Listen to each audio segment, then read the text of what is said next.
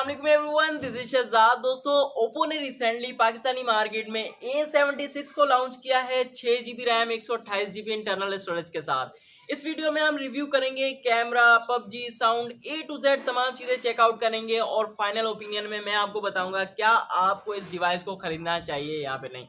Main highlights यहाँ पर 5000 mAh की लॉन्ग बैटरी के साथ 33 वाट की सुपर वूक चार्जिंग और 90 हर्ट्ज का रिफ्रेश रेट रखा गया है। बेसिकली ये मोबाइल फोन दो कलर्स में आता है, ब्लैक और दूसरा कलर हमारे पास है जो कि है ब्लू। पाकिस्तानी मार्केट में इस मोबाइल फोन की प्राइस रखी गई है तकरीबन 36,000 रुपए, but after discount local market में हमें 31,000 के आसपास इजीली मिल जाता है। ओप्पो A76 काफ़ी खूबसूरत डिवाइस है, इसके अलावा काफ़ी लाइट वेट है। 190 ग्राम इस फ़ोन का वजन है और टोटली प्लास्टिक के बिल्ड में ये फ़ोन हमें देखने को मिलता है। बैक साइड पर दो बड़े बड़े कैमरा मॉड्यूल सेट किए गए हैं। इसके अलावा जो बैक के कलर्स हैं उनकी परफॉर्मेंस भी काफ़ी ज़्यादा अच्छी देखने को मिलती है। राइट साइड पर पावर बटन के ऊपर हमें फिंगरप्रिंट दिया गया है। अप साइड पर एक नॉइस कैंसिलेशन माइक लगाया गया है। लेफ्ट साइड पर हमें सिम ट्रे के साथ साथ पावर बटन और volume rocker keys up and down देखने को मिल जाती हैं। तो यहाँ पर अगर हम सिम सिचुएशन की बात करें तो दो सिम्स और एक माइक्रो SD कार्ड की फैसिलिटी हमें देखने को मिल जाती है। डाउन साइड पर स्पीकर दिया गया है, टाइप C की पोर्ट है, एक माइक है और 3.5 मिलीमीटर का ऑडियो जैक मिल जाता है। बायोमेट्रिक्स की बात की जाए तो भाई राइट साइड पर जो फिंगरप्रिंट है उसकी स्पीड काफ़ी ज़्यादा क्विक है, बहुत जल्दी रिस्पॉन्स करता है और हमारे फ़ोन को अनलॉक कर देता है। फ्रंट साइड पर लगाया गया है 6.56 इंचेस का HD प्लस LCD पैनल, यानी कि ये आपको 720p रेजोल्यूशन प्रोवाइड करेगा। वैसे इस प्राइस कैटेगरी में हमें 1080p रेजोल्यूशन वाला डिस्प्ले मिलता है, लेकिन यहाँ पर नहीं दिया गया, तो ये एक इसका वीक पॉइंट है। इसके अलावा सबसे अच्छी बात मुझे ये लगी कि यहाँ पर 90 हर्ट्ज का रिफ्रेश रेट दिया गया है।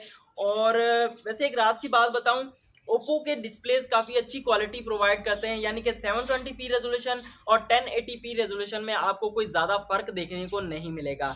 डिस्प्ले की क्वालिटी अच्छी है और कलर्स काफ़ी अच्छी परफॉर्मेंस प्रोवाइड करते हैं। मिनिमम ब्राइटनेस यहाँ पर 480 निट्स की दी गई है और मैक्सिमम 600 निट्स तक जाती है। इंडोर का रिजल्ट आप चेकआउट करें और आउटडोर का रिजल्ट आप चेकआउट करें, नो डाउट दोनों रिजल्ट्स काफ़ी ज़्यादा स्मूथ है।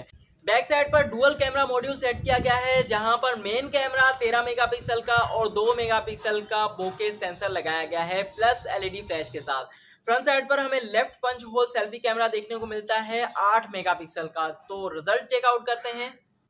यहाँ पर कुछ सैम्पल पिक्चर्स हमने क्लिक की हैं, पोर्ट्रेट, विदाउट पोर्ट्रेट, ग्रीनरी, और एक वीडियो भी रिकॉर्ड की है 1080p 30 फ्रेम पर सेकंड में।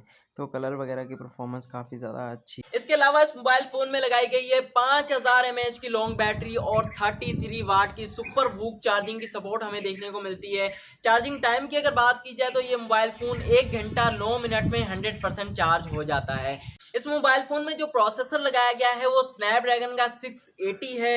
इसकी एक खास बात ये भी है कि ये बैटरी कंज्यूमिंग प्रोसेसर नहीं है, यानी कि हमें बैटरी बैकअप काफ़ी अच्छा प्रोवाइड कर देगा।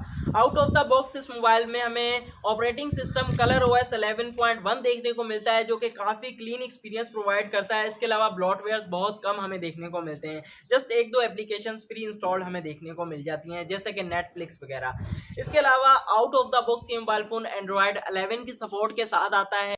इस मोबाइल में जो 6GB रैम हमें मिलती है उसे आप 2GB एक्सटेंड कर सकते हैं, यानी कि एक्सटेंडेबल रैम का ऑप्शन हमें यहाँ पर देखने को मिल जाता है।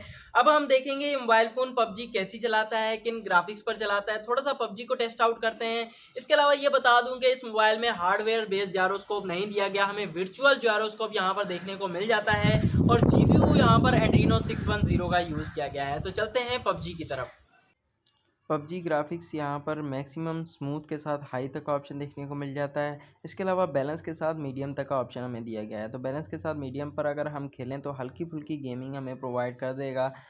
डिस्प्ले के कलर वगैरह इतने ज़्यादा ख़राब नहीं है, 720p रेजोल्यूशन वाला है, लेकिन सही है। या अब आते हैं साउंड की तरफ और देखते हैं कि भाई ये साउंड कैसा प्रोवाइड करता है।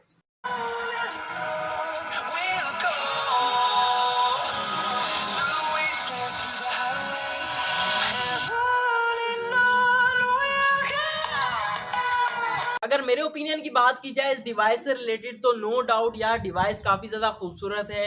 इसका बिल्डअप लुक वगैरह मुझे काफ़ी ज़्यादा पसंद आया है। इसके अलावा सबसे अच्छी बात ये लगी कि ये स्लिम है और लाइट वेट डिवाइस है, 190 ग्राम इस फ़ोन का वजन है। ओवरऑल ये डिवाइस अच्छी है, जस्ट गेमिंग को यहाँ पर टारगेट नहीं किया गया। अगर आप प्रोफेशनली तौर पर गेमिंग के लिए लेना चाहते हैं तो आप इस डिवाइस को ना लें। इसके अलावा मैं तमाम लोगों को ये फ़ोन रिकमेंड कर सकता हूँ। बैटरी बैकअप काफ़ी अच्छा प्रोवाइड करता है। बिल्कुल फ्रंट साइड पर 720p रेजोल्यूशन वाला डिस्प्ले लगाया गया है, ये एक अच्छी बात नहीं थी, लेकिन जो डिस्प्ले की क्वालिटी है वो काफ़ी ज़्यादा अच्छी है, कलर वगैरह की परफॉर्मेंस भी अच्छी है। इसके अलावा मैं आपका ओपिनियन भी जानने की कोशिश करूँगा कमेंट सेक्शन में। और अगर चैनल पर न्यू है तो भाई चैनल को सब्सक्राइब कर दीजिए मज़ीद अच्छी अच्छी वीडियोस के लिए, और कहाँ पर इम्प्रूवमेंट की ज़रूरत है वो भी कमेंट सेक्शन में लाजमी से हाईलाइट कर दीजिएगा। Thanks for watching. अल्लाह हाफिज़।